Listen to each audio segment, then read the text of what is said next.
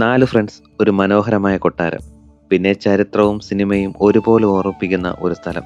ഇതാണ് ഞങ്ങളുടെ ഇന്നത്തെ ഡെസ്റ്റിനേഷൻ, പത്മനാഭപുരം കൊട്ടാരം. പുറത്തുനിന്ന് കാണുമ്പോൾ തന്നെ ഇതിന്റെ പഴമയും ഭംഗിയും നമ്മളെ ആകർഷിക്കും. പക്ഷെ അകത്തേക്ക് കയറുമ്പോഴാണ് മനസ്സിലാകുന്നത് ഇത് വെറും ഒരു കൊട്ടാരമല്ല, നൂറ്റാണ്ടുകളുടെ ചരിത്രം സൂക്ഷിച്ചു വച്ചിരിക്കുന്ന ഒരു പൈതൃക സ്മാരകമാണെന്ന്. കന്യാകുമാരി ജില്ലയിലെ തക്കലയ്ക്ക് സമീപമാണ് പത്മനാഭപുരം കൊട്ടാരം സ്ഥിതി ചെയ്യുന്നത്.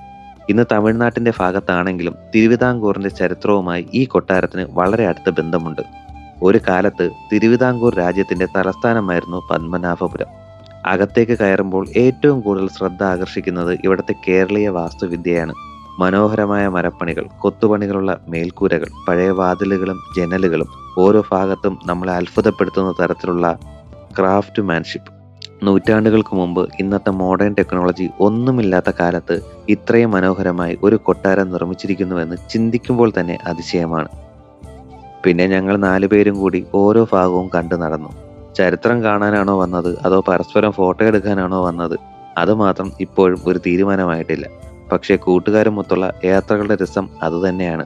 സ്ഥലം എത്ര മനോഹരമാണെങ്കിലും കൂടെയുള്ള ആളുകളാണ് ആ യാത്രയെ ഒരു ഓർമ്മയാക്കി മാറ്റുന്നത്.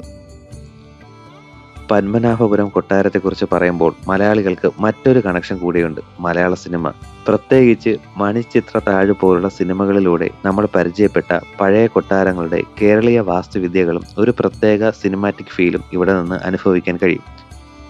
എന്നാൽ ഒരു കാര്യം പ്രത്യേകം പറയണം, മണിച്ചിത്രത്താഴിലെ മാടമ്പള്ളി കൊട്ടാരം ഇതേ പത്മനാഭപുരം കൊട്ടാരമാണെന്ന് പറയുന്നത് ശരിയല്ല. സിനിമയുടെ വിവിധ രംഗങ്ങൾ പല സ്ഥലങ്ങളിലായാണ് ചിത്രീകരിച്ചത്. എങ്കിലും പഴയ കേരളീയ കൊട്ടാരങ്ങളുടെ ഈ അറ്റ്മോസ്ഫിയർ കാണുമ്പോൾ മണിച്ചിത്രത്താഴിലെ ആ മിസ്റ്റീരിയസ് പ്ലേസ് വൈബ് ഓർമ്മ വരുന്നത് സ്വാഭാവികമാണ്.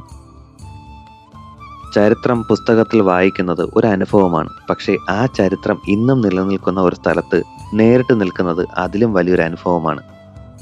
പത്മനാഭപുരം കൊട്ടാരം അതുകൊണ്ട് തന്നെ കാണേണ്ട ഒരു സ്ഥലമാണ്.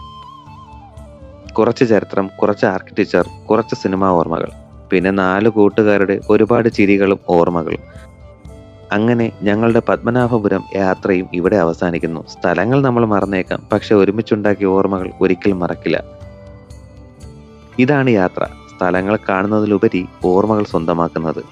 അടുത്ത യാത്രയിൽ വീണ്ടും കാണാം. Until then, keep travelling, keep exploring. By.